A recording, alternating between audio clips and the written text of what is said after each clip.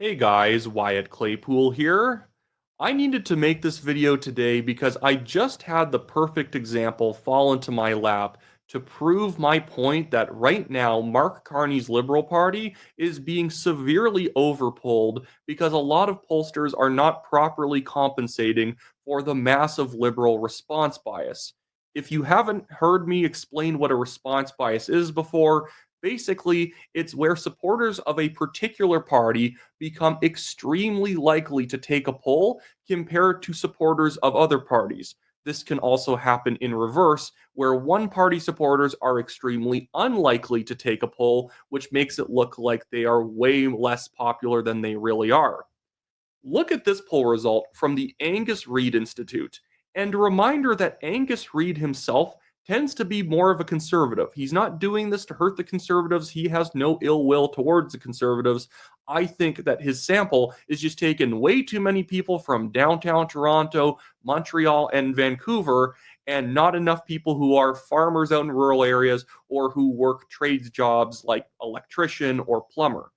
Look back here. Back in late December, and this is where everything started falling apart for Justin Trudeau, the Liberals dipped down from only being 21% in the polls to just 16. They were trailing Jagmeet Singh's NDP by 5 points, which should be impossible based on how crushingly incompetent Jagmeet Singh is. And then once Trudeau left, they popped from 16 to 29. That's a 13% gain.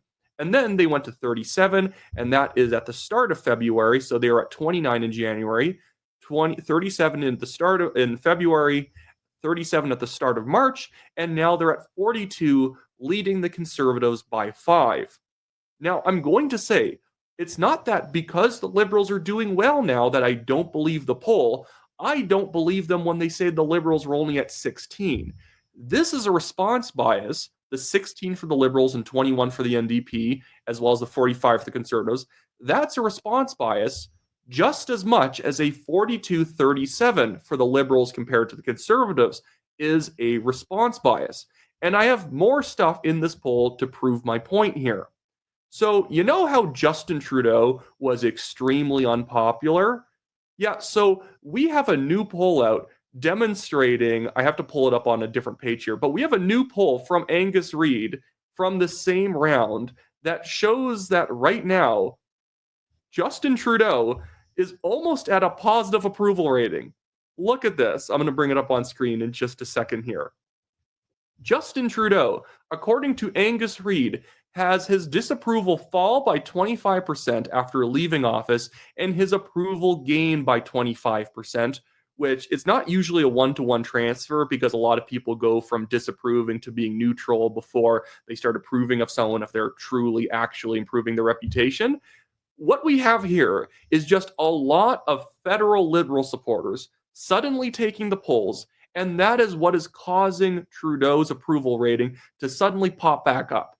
Do Canadians suddenly like Trudeau? Are 47% of people actually happy with Trudeau and only 49% disapproving? Remember, this used to be a rating of 22% of people who liked him to 74% of people who didn't like him. That is insane. That's never happened. I don't think I have to tell you that I've never seen a politician actually gain back that much approval. We are in a liberal honeymoon right now with pollsters like Angus Reid, like Nanos, like Leger, especially like Ecos, not compensating for the fact that a lot of lefties are taking their polls and not a lot of people on the right. But wait just a second.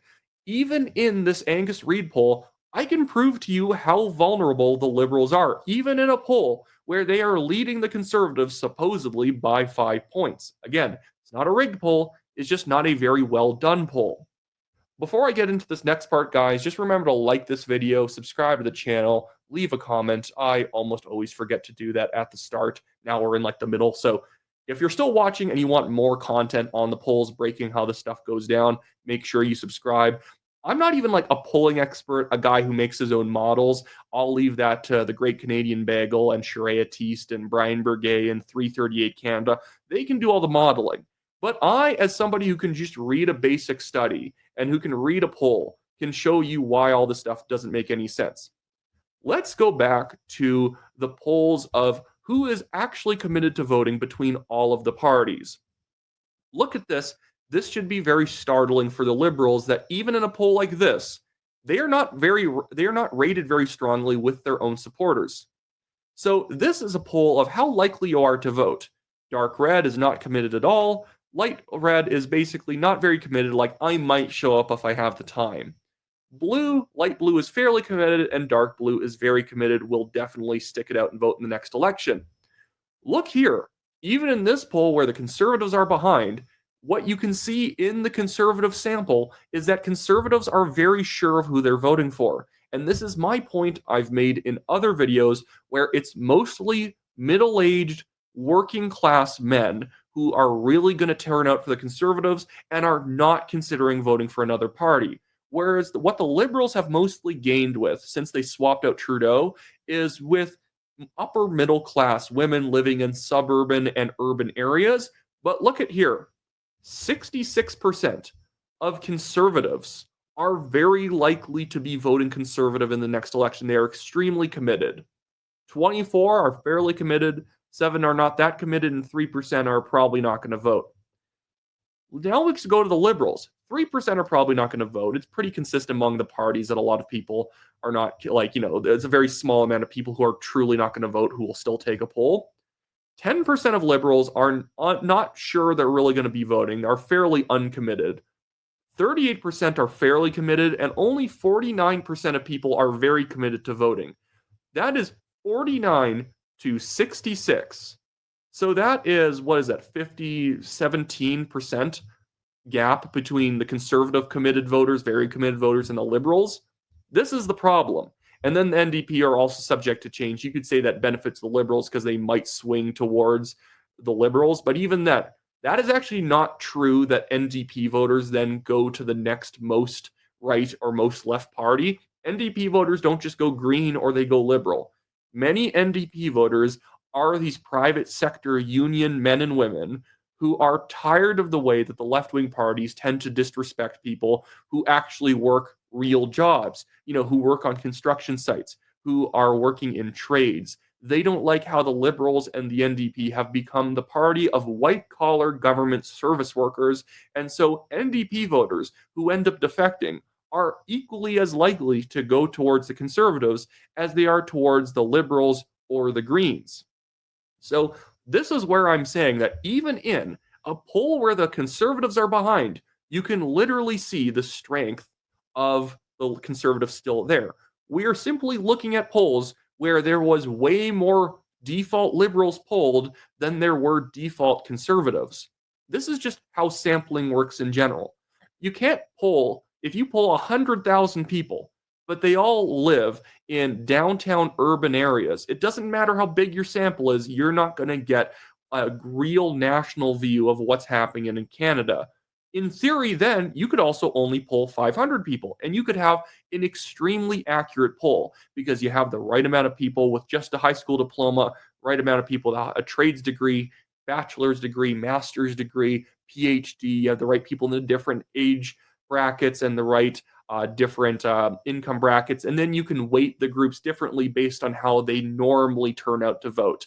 When I say turnout, I'm talking about, women tend to turn out a little bit more than men. I'm not sure about that this election because there are so many, especially younger men, who are going to be showing up for the conservatives because they just don't like how the liberals tend to be the party of radical feminists, which is also why a lot of married women are not going to be voting liberal. That's the funny thing.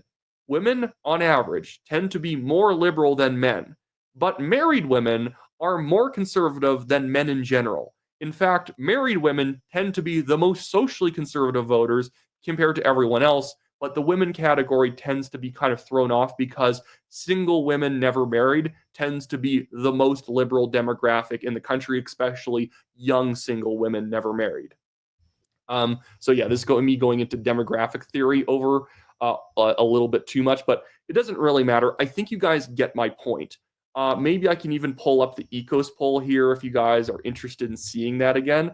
The Ecos poll was utterly ridiculous, if you remember. It was Frank Graves saying that somehow the liberals are now above 50% across the country.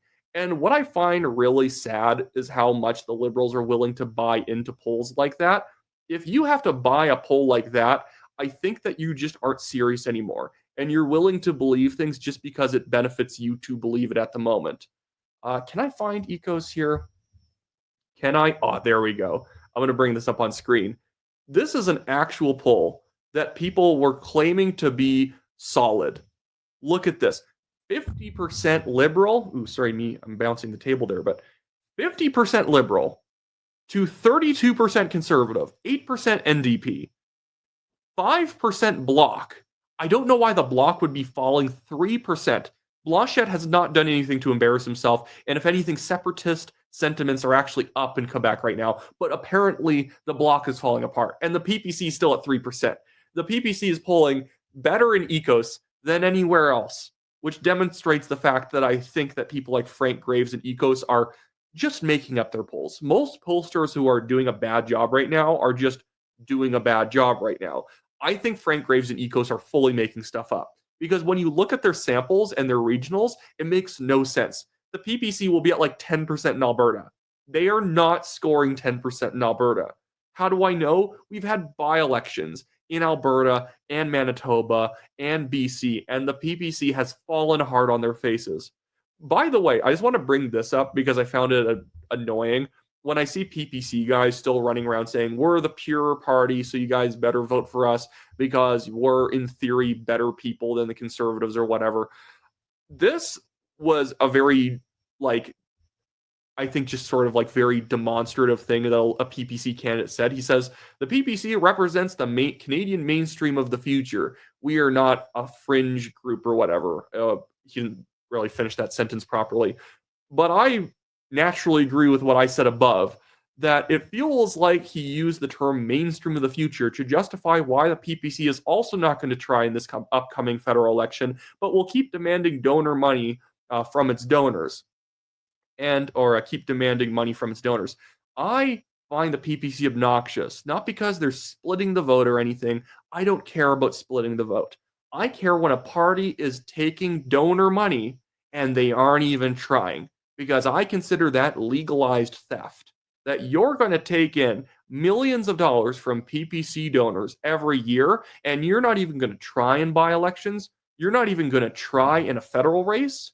That's an insult to politics and democracy in general. When people are willing to give you their hard-earned dollars, and Bernier and his team just eat it all up, paying themselves massive salaries just to barely even show up when there's a by-election going on, hit a couple doors, make it look good, and then go back to Florida.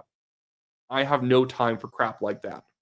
Anyways, well, that should be it for me today, guys. Hopefully you didn't find this video too rambly, but when I saw that Angus Reid poll, and I especially saw their polling of Justin Trudeau's approval rating, I needed to say something because that's ridiculous. Not a chance is Justin Trudeau suddenly almost at par on his net approval rating. No chance did the Liberals somehow go from 16% to 42%. It was probably that they were never at 16 in the first place, and they were never at 42 now. They were probably always around the mid-20s, and now they might be at the low 30s. They're not in the low 40s. They have not earned it at all. In fact, do you realize how little people actually pay attention to the news? If you poll Canadians right now who don't watch the news, most of them probably don't even know that Justin Trudeau has been replaced. So the idea that the news cycle is causing polls to go from down there to up here is patently absurd. It's not how public opinion works. But anyways, so make sure to like the video, subscribe to the channel, leave a comment. What do you think about everything that's been going on these days? And you'll see me in another video sometime in the future. See you guys later.